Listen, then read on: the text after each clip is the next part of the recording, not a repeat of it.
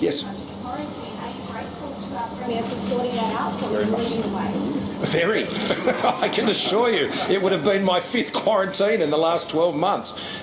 So I think it's tremendous, and I think that's a demonstration of what Australia's achieved. As I said, today, not only is New South Wales and Victoria and the ACT at 80% double vaccinated for those aged over 16, but the whole country will be past that 80% mark over the course of today, and when we get the figures tomorrow, I'm quite certain that will be confirmed. And as we meet together, the premiers and chief ministers and I later today, that will be a moment to reflect on. I mean, we've achieved that in the first week of November. That means we overcame all the challenges that we had with supplies that didn't show up from Europe and things like that, and we've pushed through and we've got it sorted. And I particularly want to commend General Fruin for the great job that he has done, supported by, of course, Professor Murphy and Greg Hunt, and here in New South Wales, Brad Hazzard, and all of them. Achieving that 80% milestone here in Australia in this time frame, Australians have rolled up their sleeves. They've kept their part of the bargain, and governments are keeping their part of the bargain,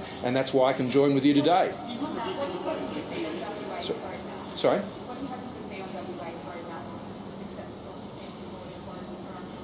Well, what's most important, whether it's in WA or Queensland, is they need to get those vaccination rates up to those marks. And now, until you hit those marks, then those opportunities that are now being realised here in Sydney and across New South Wales and Victoria and the ACT, well, those same things can be enjoyed in Western Australia and in Queensland. So the real task is to get those vaccination rates to those same levels we're seeing in other states. And, those numbers are lifting. They obviously haven't moved as quickly as they have in New South Wales and Victoria and the ACT. But if we keep driving forward on that, I'm particularly pleased to see how the 12 to 15-year-olds vaccination rates have lifted. Kids are back at school. How good's that? How good's that? A bloody relief. Comparison between the states, why has it gone faster in New South Wales and Victoria than Queensland and WA? What do you think the reason is? Well, look, I think an obvious part of it has been the third wave that hit New South Wales, Victoria and the ACT. I think that's a very fair assessment. And, when you're in a state where there's been effectively no COVID, there's a different level of urgency in that state compared to what happened here in New South Wales. And, we understood that. I mean, New South Wales was facing the worst of that third wave, and that's why we were able to secure those additional doses, those Polish doses. I was very pleased to see the Polish Prime Minister in Glasgow, and to thank him very much, particularly on behalf of people in New South Wales, because when I spoke to him, it's what I said to him. I said, we've got a real big challenge here in our biggest city, and this will really help us to be able to try and break the back of the challenge we had here in Sydney, and that's indeed what happened. And so I was very grateful to him, and of course the UK government, to Boris and everyone there, and Sajid Javid, that really helped us break through here in New South Wales. And that breakthrough in New South Wales led to the breakthrough in Victoria, the breakthrough in the ACT, and I believe it will lead to the breakthrough right across the country.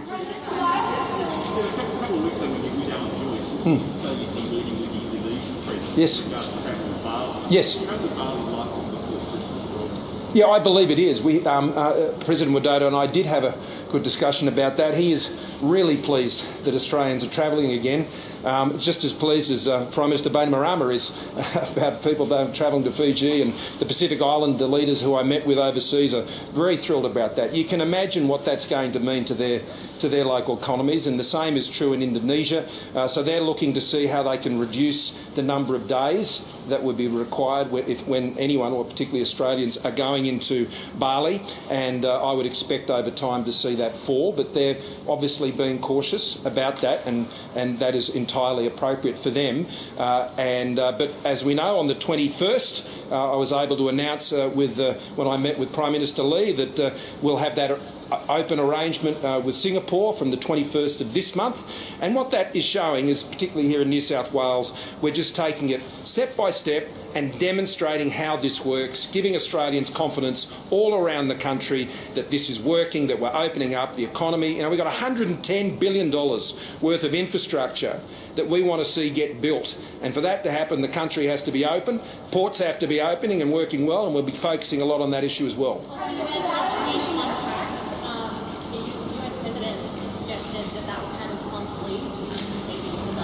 We've moved on from that issue. That's what I said when I was in Dubai. Spoke then of an economic breakthrough. In terms of the hospitality industry suffering critical shortages, Yes. is it time to be open to tourist backpacks to capitalise on the economic boom of Australia reopening?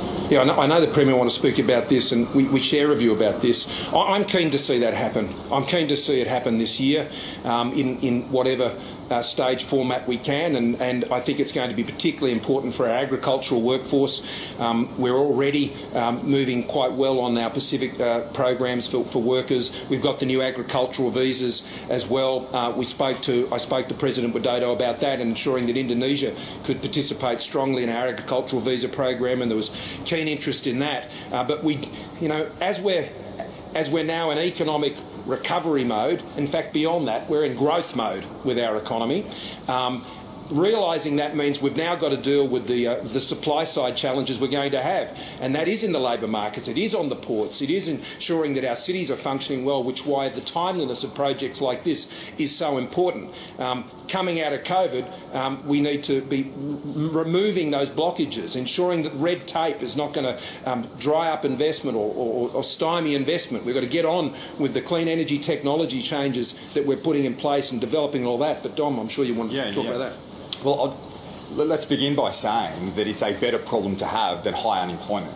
And the good news about some of these shortages is it provides an opportunity for people right across the state to get into work. And in a challenging time over the last 2 years, we lost close to 300,000 jobs last year, recovered every single one of them in this state, plus 30,000 more. We've had a challenging time during Delta. We want to get everybody back into paid work, and the financial stimulus by the federal and state government here has allowed us to provide opportunities for businesses to remain open, for our workers to remain paid in what's been a challenging time. Now, in relation to labour shortages, it's a serious issue. It's a major issue facing our state. The Commonwealth governments and the Prime Minister's completely across that. As he has pointed out, we made some substantial changes in relation to agricultural visas. That was most important because we didn't want to have, after droughts and bushfires in our state, a situation where our produce was left to rot on the ground. And that's been crucial in ensuring that regional New South Wales continues to recover from the pandemic. But obviously in the hospitality sectors and those other areas where shortages are, we need to address that. We'll continue to work closely with the federal government. As the Prime Minister has said, it's a staged process. By ending quarantine for fully vaccinated people in Sydney, that has been a great start. Obviously with returning Australians, that then moves to other areas, and we need to ensure as we move through this period that businesses have the support. The other thing that's important as well is we've had pretty flat wage growth in this state and across the country for a sustained period of time. There's great opportunity now for our workers who are sitting at home to get out, get a job, and get paid well.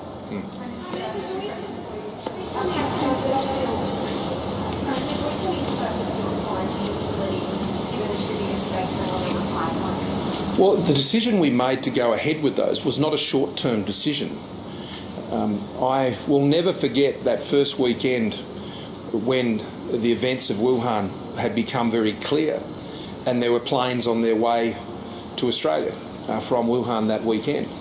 And it's important that in the future, for whatever pandemic we may face in the future, that we have that initial bank of facilities in Victoria, and that one's progressing well. We've changed the scale of the one in Queensland and Western Australia. So at 3 points, we can ensure that there are facilities in place at those arrangements. So that was not, from our point of view, as much about dealing with the current situation, although it can, particularly in Victoria, provide some support, because we're still quarantining unvaccinated Australians coming back into the country. That is still the case. And that can present some challenges, so that I think, provides a positive contribution. But this is about a longer-term capability. And they have been built to be multi-use facilities as well. So they had their own longer-term, not just their shorter-term advantages. Last question. Sorry, I couldn't quite hear. Last month, the Queensland Premier for more hospital funding. What's changed in the funding compared to the last? Well, as we announced today, we're going to keep the block funding arrangements in place out to the end of this year, and we've extended out also some time ago the COVID arrangements, which are 50-50 arrangements. We have the National Health Reform Agreement, which provides record funding into hospitals. But I've got to say, and I'm sure Don might want to comment on this as well, but when we were looking at the modelling for what the impact on our hospitals would be, and tremendous work was done collaboratively at a federal state level to really understand all the scenarios that we might face in terms of the pressure on the hospitals. Those worst fears have not been realised. The worst case, and they weren't even the worst case scenarios on the far worst case scenarios we had to be mindful of. And it reminded me a lot of that early part of the pandemic when we were preparing for the absolute worst and thankful for the best. And I think that's what we're seeing now. We were prepared for the worst, and we're thankful for what is one of the best results that we're seeing. I've, over the last couple of days, had the opportunity to share experiences with other countries who've been going through this, and a lot of their experiences have been very similar. So it is, we have put in place the plans to deal with the surges here in New South Wales and Victoria, and I commend the Victorian government as well. They've planned well, and that, I think, gives a lot of confidence to Queensland, and where there hasn't been the big number of cases for them to deal with, and in Western Australia and others, which will eventually, when their borders open up, face some demand on their system. But I think the states in New South Wales and Victoria, that it can all be managed well, you plan well, we've modelled it and worked through those issues, and I think that has been a good result. But Dom, I think you've had a similar experience. Well, I think it's one of the untold stories of the pandemic was initially from the outset we invested record amounts in our health system. And I remember saying to the health minister at the time, whatever you need financially, you will have to ensure our public health system particularly was ready for the worst case scenario. Now, we didn't go anywhere near that, but that's been a substantial benefit to our health system here in our state. And we're incredibly confident as challenges come our way moving forward. And the pandemic is not over. As we open up, case numbers will increase, hospitalisations will increase. We know that, but we're ready. And ultimately,